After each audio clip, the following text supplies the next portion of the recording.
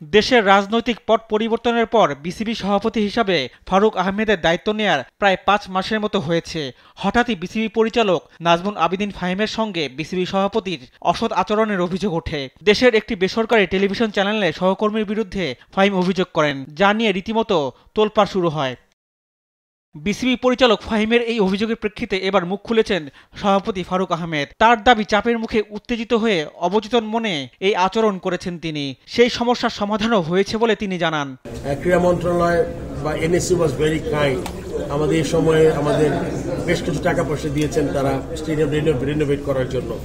So এগুলো করার পরে কিন্তু লাস্ট মিনিটে হচ্ছিল, এই জন্য শেষ করতে পারছিলাম না। ওইটা আসলে ওই যেটা বললাম, ওটা আমি মনে করি যে আজকের পর থেকে এই জিনিসটা ঠিক হয়ে যাবে। ফারুক আহমেদের দাবি, কাজের চাপ বেশি হওয়ায় এই ভুল বোঝাবুঝি সৃষ্টি হয়েছে, আর যোগাযোগের ঘাটতি থাকায় এমনটা হয়েছে বলে জানান বিসিবি সভাপতি। একটা বুঝতে হবে কি, নতুন একটা বোর্ডের নিউ বোর্ড বলতে কিন্তু ফাইম ব্যার আমাকে বোঝায়, মানে আর কিন্তু সবই কিন্তু পুরনো, তাই তো? সো আপনি হয় কি, যখন কাজের মাত্রা বেশি, লোক সংখ্যা কম, তখন তো অনেক দিকে নজর দিতে হয়। সো সেখানে ভুল বুঝাবুঝির সিচুয়েশন হতে পারে।